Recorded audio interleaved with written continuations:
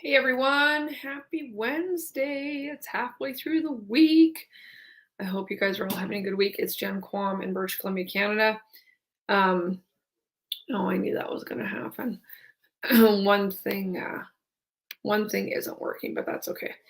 Um, how is everyone? I got back into the gym tonight, which was super cool. Just getting back at it. Sometimes it's easy to not fall back into it, but it felt really, really good actually. Uh, and I was happy about that for a bunch of different reasons that I'll share. Um, so let me know where you're watching from. I have some travel tips that I think are important to share. and I'd love to hear. I'm actually looking for some advice too. So if you're watching and know the answers to some of the questions I have, let me know. Um, so we were in Punta Cana in the Dominican Republic for 8 nights. We were gone for quite a significant amount of time, and then had all the travel and stuff too. So I live on the west coast of Canada, and it always like takes a long time to go everywhere. It really does. So where I live in kind of northern British Columbia, it's always 3 flights. Like it seems unless you go to like Vegas or the Pacific part of Cabo, or sorry, Pacific part of Mexico, like, Cabo, for example, it's always 3 flights no matter where we go. So it's always a lot of travel. So this trip had some adventure. That's what I keep calling it. Um, so it rained and monsooned, like not just rained, like monsooned a couple days. So we had some inside days, which, really wasn't that bad because we were with a whole bunch of group of people, all our friends and business partners. So it was a fun way to like get some work done and brainstorm and do all those things. Um, about the middle of our trip was about the third day that my ears were hurting. And I had completely lost my voice. So this voice right now, this like sexy Marge Simpson voice is good. So I literally had completely lost my voice. One morning I woke up and my husband said, "Hey, how do you feel?" And I went, and nothing came out.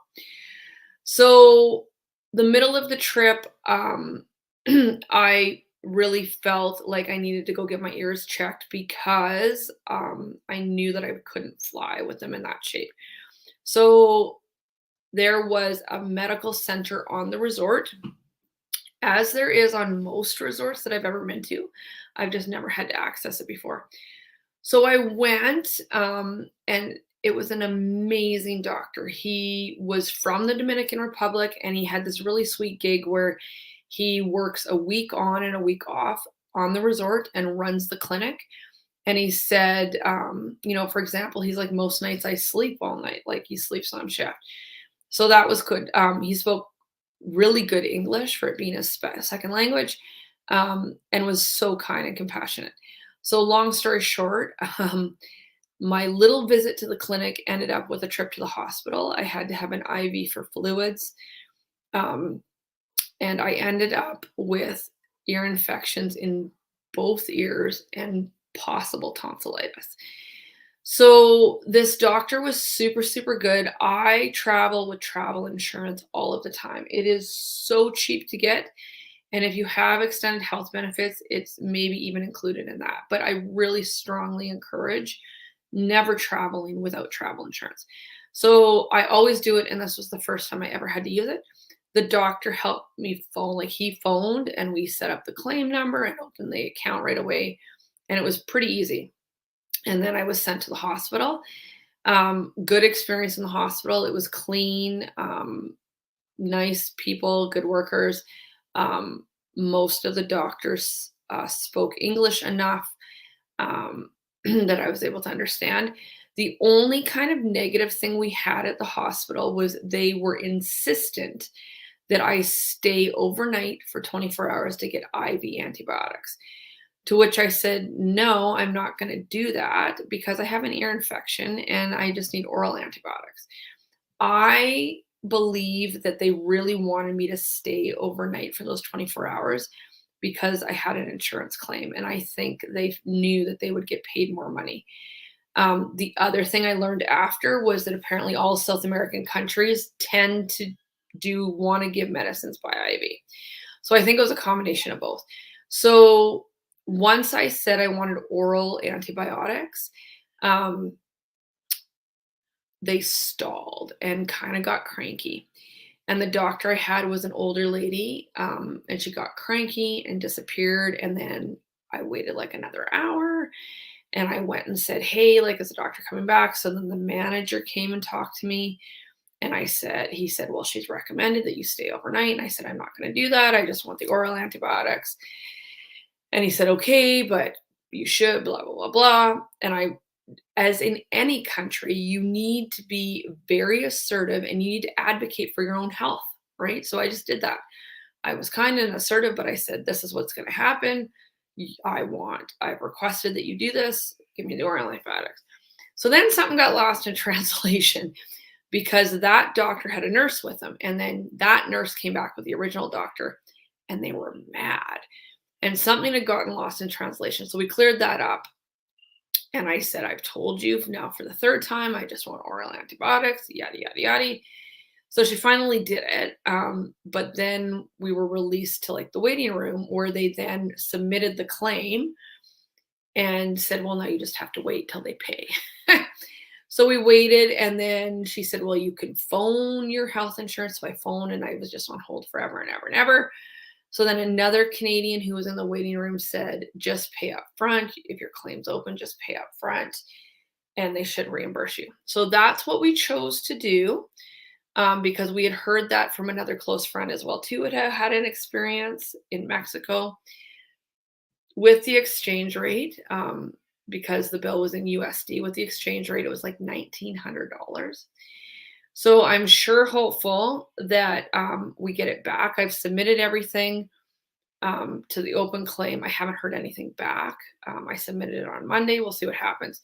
So, but lessons learned: always, always, always have travel insurance, because I am um, fairly confident that we'll get it back eventually.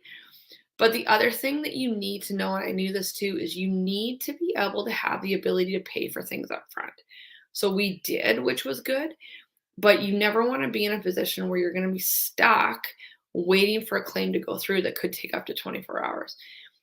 Very cool. I had to get a couple of items that they didn't have at the hospital, a couple of medications at a pharmacy. It was the fastest thing I've ever been to.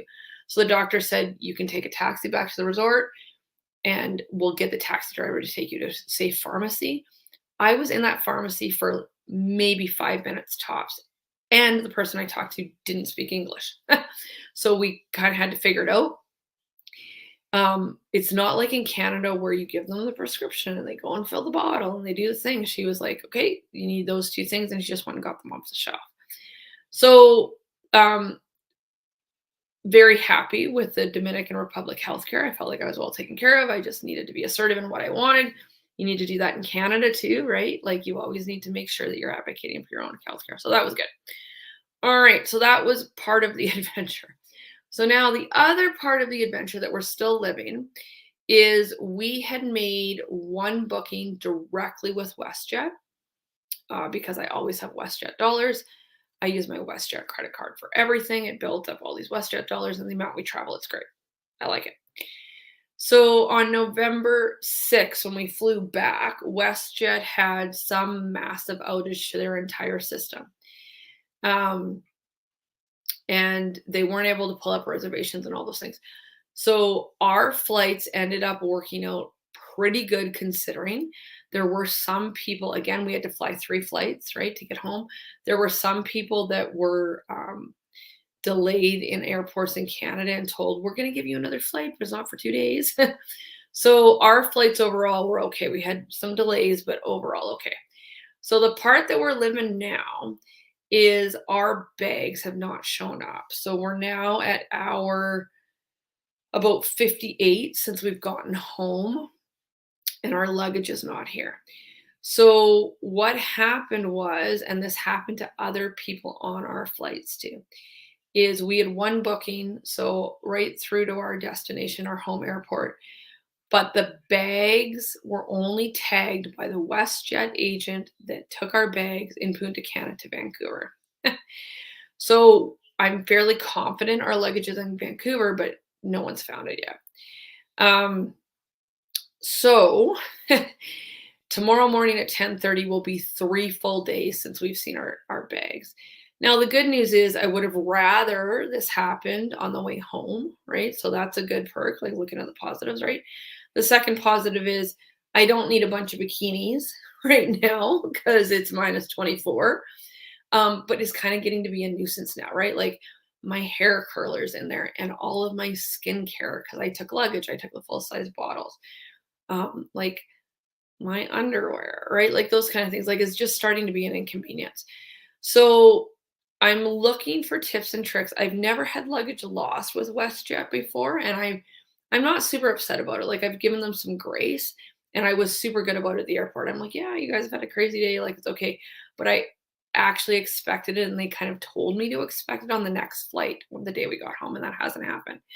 So tomorrow at 10:30 a.m. will be 3 full days since we've had our luggage. So it's starting to be an inconvenience. Now, yesterday when I spoke to them, they gave me a reference number so I can see online and track it, and it's still just saying bags not found yet. But I did ask the lady, I was like, so at what point do I get kind of some compensation here? And she said, well, I don't know if you're gonna because the bags were only tagged to Vancouver, but it sounds like it was that person's fault. So my question is for anyone that's lost luggage, um, have you been reimbursed? So I'm gonna call again tomorrow, and I'm actually gonna call my credit card. So someone that I travel with all the time, she's gonna laugh when she sees this. Always you loses her luggage. Like you never want to travel with her.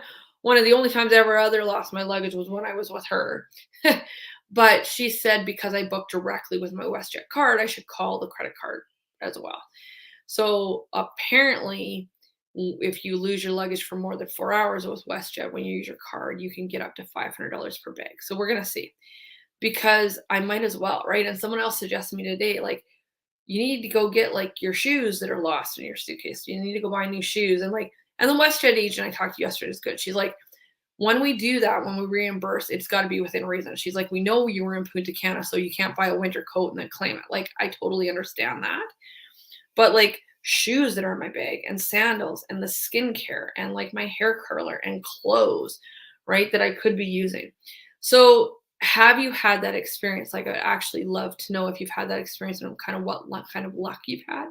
I've always had good luck with WestJet. Um, my son had a flight completely canceled mid trip in June, and WestJet actually reimbursed us $1,000. It was crazy good. So, but I'm curious, like, what experience you've had with lost luggage. A lot of people I see are also using those bag tags. Like you can buy them from Amazon and they track your bags. Like, I don't know if we should have done that. I'm very confident our bags are in Vancouver, but because it was such a shit show, I just don't think they can find them. I'm just reading the comments. Yeah, right. $40,000, right, for not having travel insurance. So travel insurance, you guys, literally is the cheapest kind of insurance you can buy. Like for Oli and I to be gone for almost 9 days, it was like $40. It was so cheap, maybe 60. Before the you know what happened in the world when I was traveling all the time, I used to buy yearly travel insurance, which cost me like $120 and it would cover like 8 trips a year or something. So if you are going to travel at any time, especially out of your home country, get medical travel insurance. It is so cheap and it is necessary, 100% necessary. So yeah, let me know. Let me know your experiences with lost luggage. If you've got any tips and tricks. Oh, someone else suggested me today, like go buy a new toothbrush, right? So things like that. But yeah, and I'll let you guys know here. I'll update you after I talk to them tomorrow. I was on hold for about half an hour yesterday, and then talk to the person for half an hour. So it's an hour, right? It's time. Our time is worth money, so that's kind of annoying. But yeah, it's just a bit of a nuisance now. So hopefully we'll have our bags soon and get back to normal, and my voice will get back to normal. It's done pretty good every morning, and then about 11 o'clock, it sounds like this again. So yeah, we'll see. But travel is adventure. It's a good story to tell. We got to see amazing friends, friends that had become family, um, and overall had a great time, right? Like if the worst thing that's happened is we lost our luggage, right? It's all good. Everything is replaceable, right? Things are replaceable. Life is about people, it's not about things. All right, everyone, have a great night. I'll keep you posted.